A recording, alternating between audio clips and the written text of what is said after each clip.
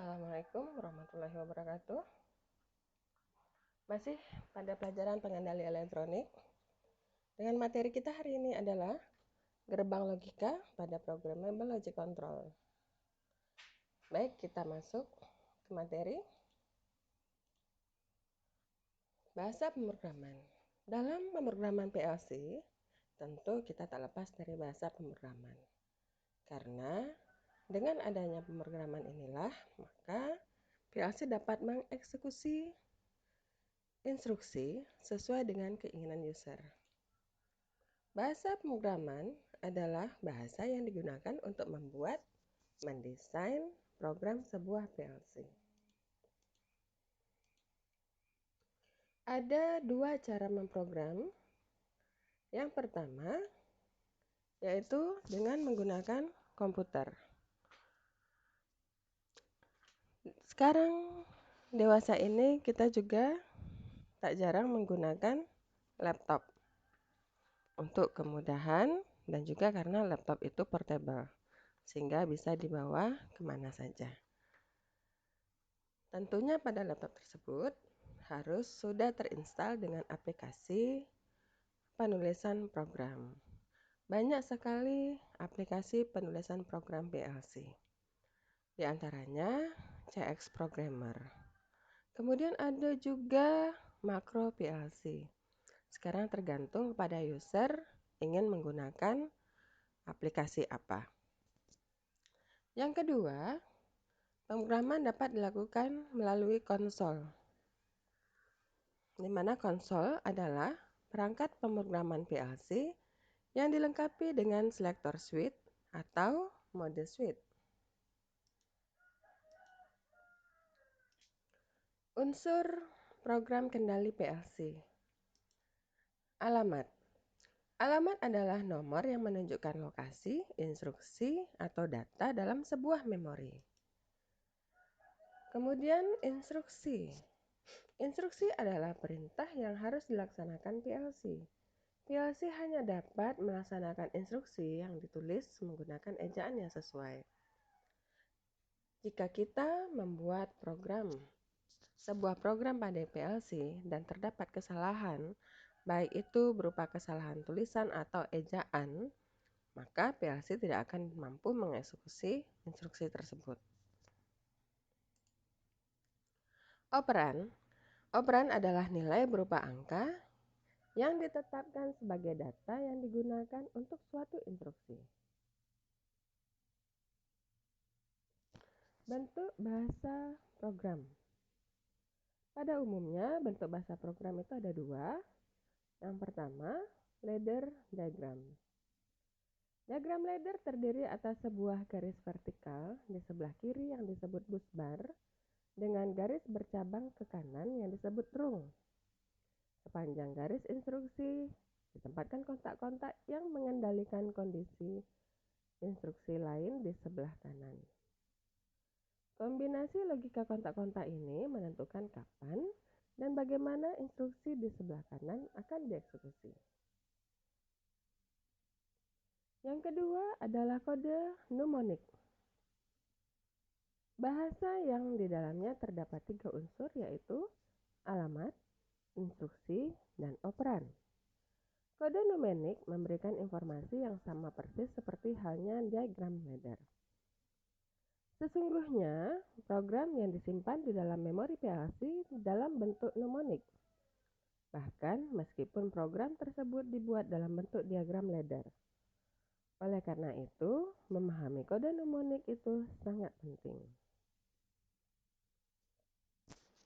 Baik, kita masuk ke konsep logika. Load. Load adalah instruksi ladder yang digunakan di awal rung atau di awal blok.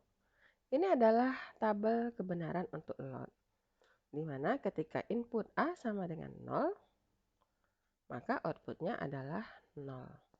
Dan ketika input A sama dengan 1, maka outputnya juga akan sama dengan 1. Hal ini menunjukkan bahwa output sama dengan input. Ini adalah diagram ladder untuk load. Jadi bentuk diagram laddernya adalah sebuah kontak yang terpasang. Kemudian akan menyimpan datanya pada output. Selanjutnya gerbang NOT atau logika tidak.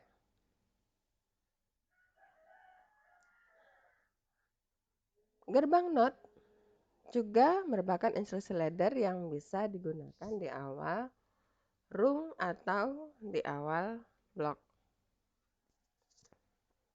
Gerbang NOT ini digunakan jika kita ingin memperoleh output yang merupakan kebalikan dari input. Dapat dilihat dari tabel kebenaran. Ketika input A sama dengan 0, maka output adalah kebalikannya, yaitu 1. Dan ketika input A sama dengan 1, maka output sama dengan 0. Ini adalah simbol gerbang logika untuk NOT. Pada diagram ladder, NOT digambarkan dengan sebuah kontak yang diberi slash di atasnya dan kemudian terhubung pada output.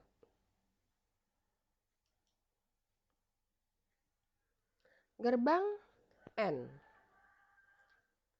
Gerbang N memiliki tabel kebenaran di mana terdiri dari 2 output atau lebih dengan terdiri dari 2 input atau lebih dengan 1 output.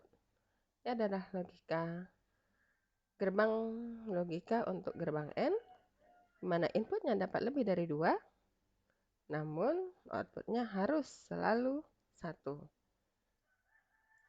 Ketika input A sama dengan 0, output B sama dengan 0, maka output adalah 0.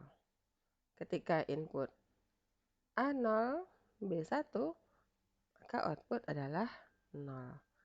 Ketika input A1, B0, maka output adalah 0. Dan ketika A dan B berlogika 1, maka outputnya adalah 1. Dengan demikian dapat kita lihat bahwa pada gerbang N, output hanya akan berlogika 1 jika semua inputnya berlogika 1. Pada diagram ladder, gerbang N digambarkan sebagai 2 buah kontak yang tersusun secara berdampingan, di mana kedua kontak ini disusun secara seri dan kemudian nilai hasilnya disimpan pada output. Sebagaimana yang kita ketahui, gerbang N itu outputnya merupakan operasi dari perkalian. Kita lanjutkan dengan gerbang OR. Sama seperti gerbang N, gerbang OR memiliki output 2 atau lebih. Memiliki input 2 atau lebih. Jadi bisa saja inputnya 3, 4. Namun untuk output harus selalu 1. Tabel kebenaran OR.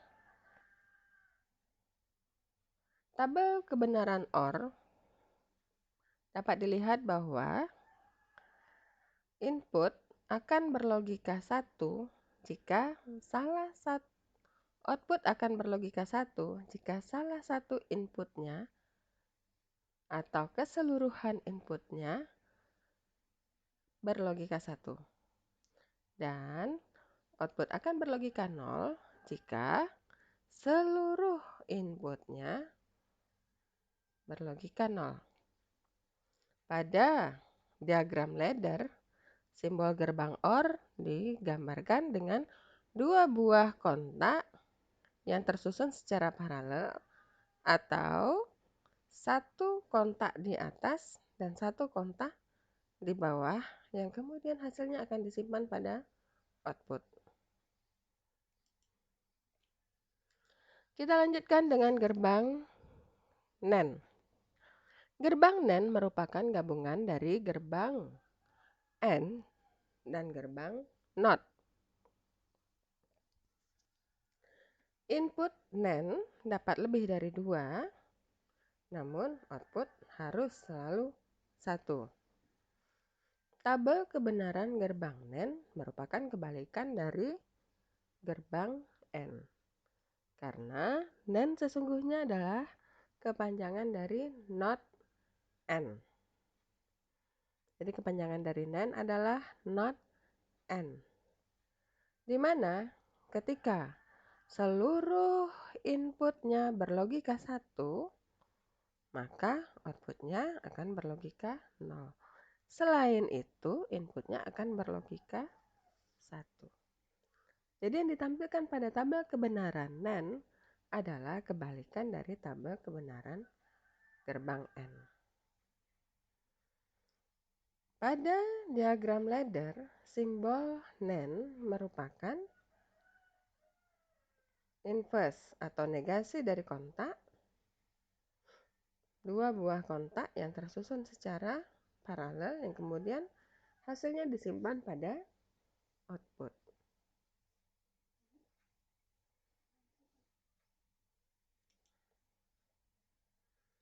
Kita lanjutkan dengan gerbang NOR. Gerbang NOR merupakan gabungan dari gerbang OR dan gerbang NOT, di mana input dapat saja lebih dari 2, tetapi output harus selalu 1. Tabel kebenaran gerbang NOR adalah kebalikan dari gerbang OR, karena NOR adalah singkatan dari NOT OR. Dalam hal ini, output akan berlogika 1 jika semua inputnya adalah 0. Selain itu, output akan berlogika 0. Pada diagram ladder, gerbang NOR digambarkan sebagai dua buah kontak yang diberi slash atau negasi kontak yang tersusun secara seri, dan kemudian hasilnya disimpan pada output. Kita lanjutkan dengan gerbang XOR.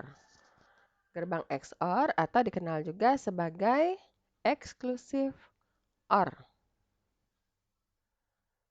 Ini adalah simbol dari gerbang XOR. Kenapa dikatakan exclusive OR? Karena gerbang ini memiliki output yang hampir sama dengan OR, namun ketika seluruh inputnya berlogika 1, outputnya adalah 0.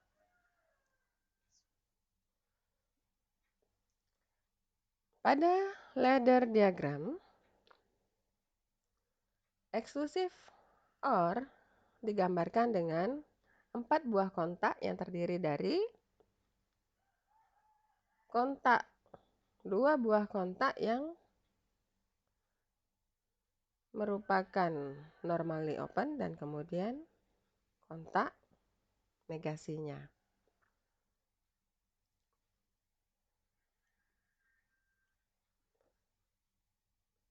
Di mana A, input A dan negasi B tersusun secara seri, yang kemudian diparalelkan dengan negasi A yang seri dengan B. Sebenarnya penggunaan gerbang XOR ini sangat jarang sekali.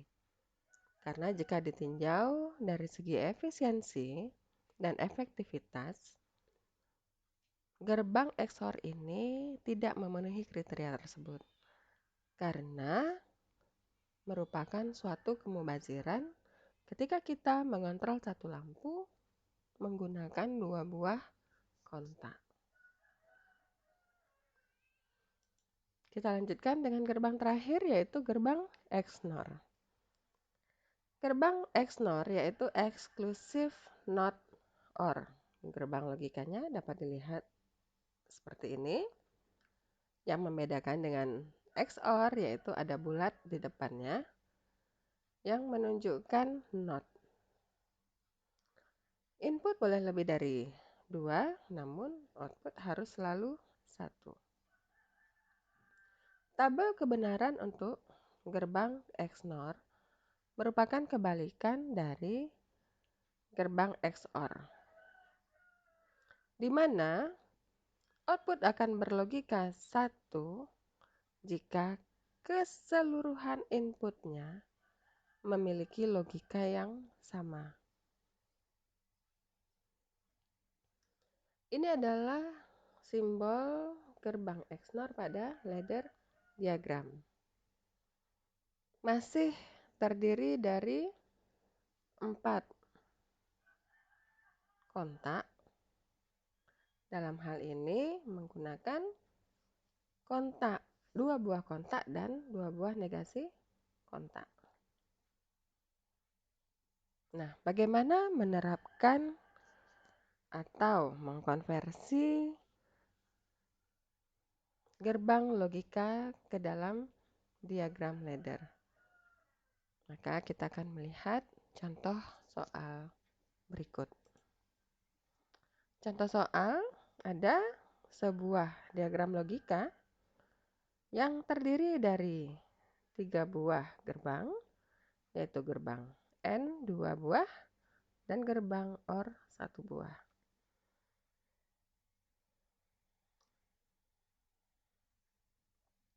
Oke, dari diagram gerbang logika dapat dilihat bahwa A, N, B di-OR-kan dengan C dan D. A, N, B di-OR-kan dengan C, N, D. Maka ladder diagramnya akan menjadi seperti ini. Langkah 1, input A, N, B di-OR-kan dengan C, N, D, kemudian disimpan pada F. Di mana F akan berisi A, N, B di-OR-kan dengan C, N, D.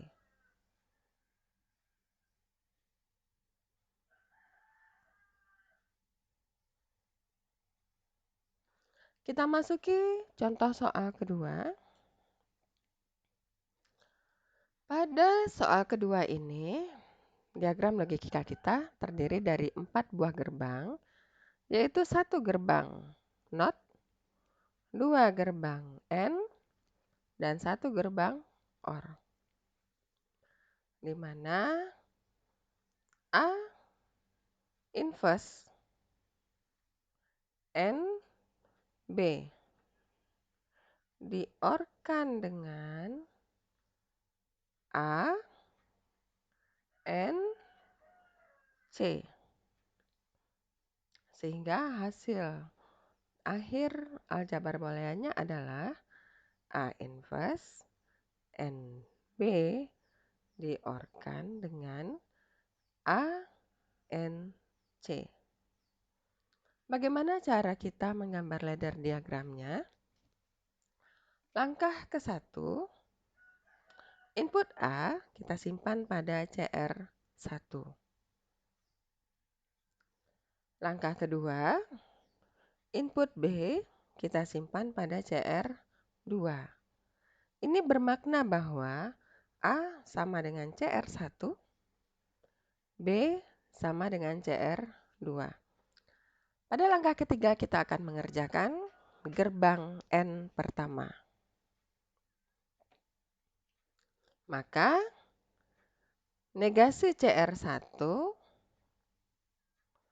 N CR2 disimpan pada CR3. Selanjutnya langkah keempat, kita akan mengerjakan gerbang N kedua, yaitu CR1 N C disimpan pada CR4. Langkah kelima, kita akan mengerjakan gerbang OR. Karena di sini hasilnya adalah CR3 dan di sini adalah CR4, maka CR3 di-OR-kan dengan CR4 dan hasilnya disimpan pada CR5. Atau dapat juga CR ini kita ganti dengan F atau Y. Jadi CR5 dapat kita ganti dengan F atau Y yang di dalamnya berisi inverse A NB di-OR-kan dengan A NC. Saya ulangi, untuk ladder diagramnya, langkah pertama atau langkah 1, input A disimpan pada CR1, input B disimpan pada CR2, negasi CR1, N CR2 disimpan pada CR3, CR1 N C disimpan pada CR4. Langkah kelima, CR3 di-OR-kan dengan CR4 disimpan pada CR5 atau pada F yang isinya berupa inverse A NB di-OR-kan dengan A NC. Baik, demikianlah konversi dari diagram logika menjadi diagram ladder atau diagram tangga. Sekian materi kita untuk kali ini. Selamat belajar, stay at home, belajar dari rumah. Assalamualaikum warahmatullahi wabarakatuh.